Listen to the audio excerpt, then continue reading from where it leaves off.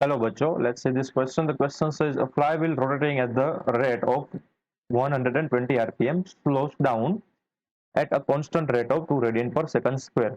What time is required to stop the flywheel and how many rotations does it make it in this process?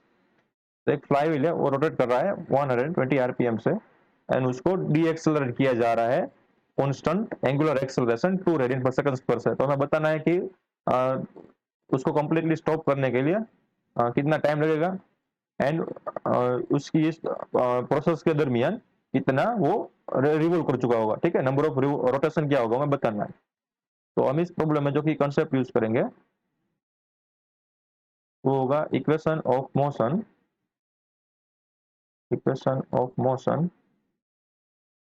Of rotational dynamics. ठीक है, basic concept है।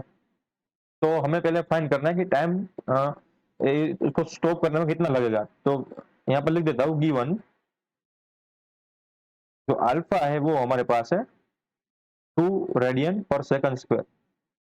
ठीक है, और इसको अगर हम डायरेक्शन के साथ लेकर तो यहाँ पर मुझे लिखना पड़ेगा माइनस क्योंकि वो डीएक्सेलरेट कर रहा है। ठीक है, एंड हमें गिवन है उसकी स्पीड। ठीक है, रेट गिवन है रोटेशनल स्पीड वो है हमारे पास 120 आरपीएम। ठीक है, यानी कि रोटेशन पर मिनट। तो हमें इनिशियली यहाँ से ओमेगा मिल जाएगा। तो इनिशियली ओमेगा यानी कि ओमेगा नोट की वैल्यू क्या निकलेगी। तो हमें पता है कि जो ओमेगा नोट होता है वो हम लिख सकते हैं 2 पाई n/t। ठीक है, एन क्या है टोटल नंबर ऑफ रोटेशन पर टोटल नंबर ऑफ टाइम। ठीक है, ये वाला। तो ये हमें चीज गिवन है, number of rotation per unit time क्या होगा वो हमें तो गिवन है। ठीक है, यहाँ से देखो इसको मैंने सेकंड में लिखना हो तो क्या लिखेंगे हम, तो 120 डिवाइडेड बाई 60 सेकंड। ठीक है, तो इसको सोल्व करने पर हमारे पास क्या आएगा, 2 आएगा ना। 2 आर यानी कि रोटेशन पर सेकंड। तो ये हमें गिवन है n/t यानी कि रोटेशन पर सेकंड की वैल्यू गिवन है ये चीज। इसको यहाँ पर पुट कर दो। ठीक है, तो हमें ओमेगा नोट की वैल्यू मिल गई। क्या मिली, omega naught is equal to 2 pi times 2 यानी कि 4 पाई रेडियन पर सेकंड। तो हमें इनिशियली ओमेगा नोट मिल गया तो हमें टाइम मिल जाएगा।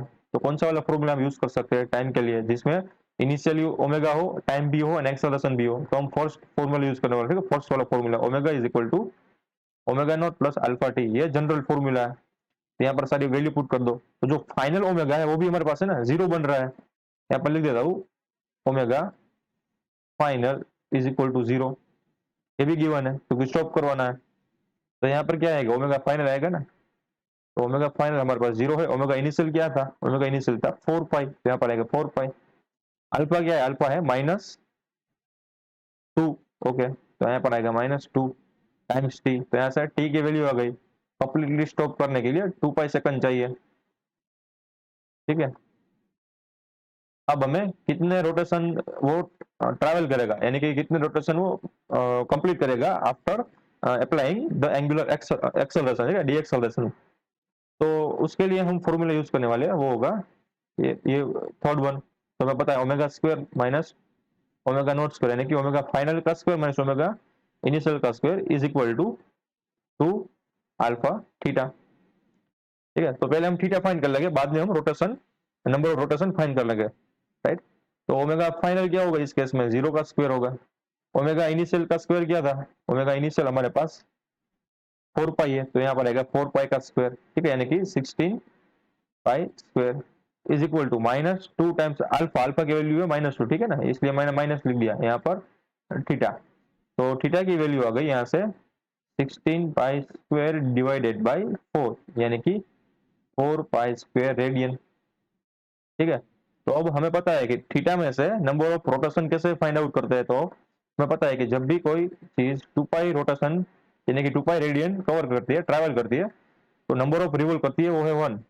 तो हमारे पास है एंगल 4 पाई स्क्वायर। ठीक है, तो कितने नंबर ऑफ रिवॉल्व करेगी वो, तो इसका क्रॉस मल्टीप्लीकेशन कर दो। ठीक है, तो यहाँ से हमें आंसर निकलेगा n is equal to 4 pi square upon 2 pi. तो नंबर ऑफ रोटेशन क्या हमें मिला, हमें पाई से पाई यानी से 2 से 2 तो 2 पाई रोटेशन। ठीक है, इतने रोटेशन वो ट्रेवल करेगी after applying the angular acceleration. तो हमारे आंसर्स आ गए, time is equal to 2 pi second and number of rotation is equal to 2 pi. I hope you understood well. Best of luck.